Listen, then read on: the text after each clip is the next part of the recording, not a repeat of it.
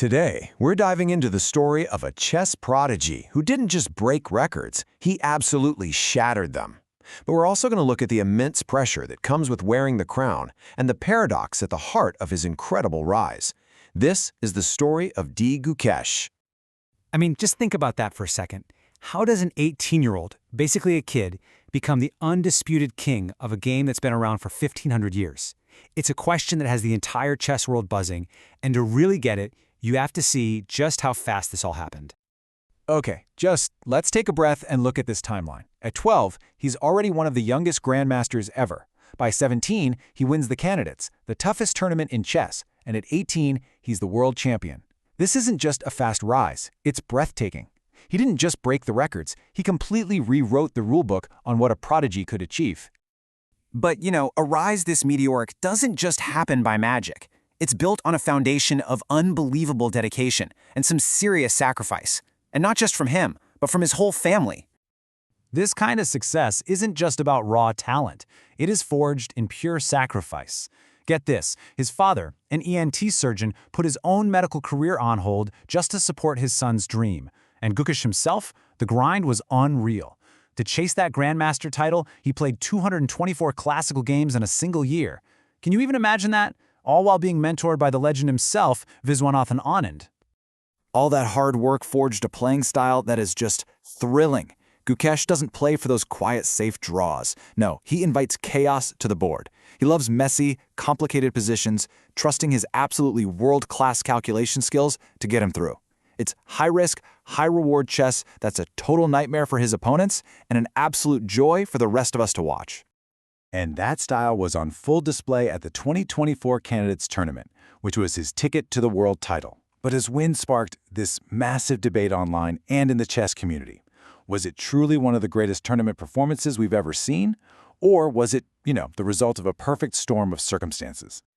On one side of the argument, you've got some heavy hitters. World number 3, Fabiano Caruana, a guy who has been there and done that, called it the most impressive chess achievement in the last 10 years. He really highlighted the insane pressure of that tournament, especially for a 17-year-old newcomer. And the arguments for both sides are pretty compelling. His supporters point to his incredible composure, his near-flawless play. He was the only player who never really seemed to be in deep trouble. But then the critics chime in. They point out he won by the slimmest possible margin, that he didn't actually beat his main rivals, and his key wins came against the lowest-rated player. And of course, there's the elephant in the room. The world's #1 player, Magnus Carlsen, chose not to play. So what does the data actually tell us? Well, Gukesh's final score of 9 points is historically very strong. In fact, it's a score that would have been good enough to win most of the previous candidates' tournaments. So while people can debate the circumstances all day, the numbers confirm his performance was nothing short of elite. But here's the thing, winning the crown and wearing it are two completely different challenges. Since becoming world champion, Gukesh has been finding out that the top of the mountain can be a very tough and very lonely place to be. I saw this comment from a fan online, and it just perfectly captures the paradox Gukesh is in right now. The exact same aggressive, risk-taking style that launched him to the top is also the source of his recent struggles. It's the classic saying, right? Live by the sword, die by the sword. And those stumbles have been really public and, I'm sure, pretty painful. At the recent FIDE Grand Swiss, a super tough event, Gukesh lost 3 games in a row. For a reigning world champion, a slump like that is almost unheard of, and it brings a ton of scrutiny. So, what's behind this? Well, you can break it down into 3 things. First, when you're the champ, every single move you make is under a microscope. Second, you have a giant target on your back.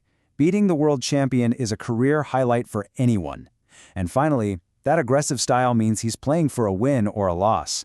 When he's not in perfect form, those games can turn into losses really fast. But Gukesh's story is so much bigger than just one person. His victory has sent these massive shockwaves through the chess world, creating what people are calling the Gukesh effect, and it could change the game for years to come, especially in his home country of India. To get a sense of his impact, you just need to see one number, 85. That's how many grandmasters India has today. Gukesh's championship isn't just a personal win, it's like pouring rocket fuel on a chess fire that was already burning bright across the entire nation. And this boom has real-world effects. His win is pulling in huge corporate sponsors, which means more top-level tournaments are happening in India. This helps ease the financial pressure for the next generation of talent, making chess a real, viable career path. He's not just inspiring millions, he's helping build an entire ecosystem that could produce champions for decades. And what about the champion himself? This quote right here tells you everything you need to know about his mindset. For Gukesh, becoming the world champion wasn't the final destination. It was just a step. His goal is to be the undisputed best player on the planet and to truly dominate the sport. The journey is far, far from over. So what comes next for this young king? He reached the summit faster than anyone thought possible, but now he faces the even bigger challenge of staying there. And that brings us to the final, critical question that I'll leave you with.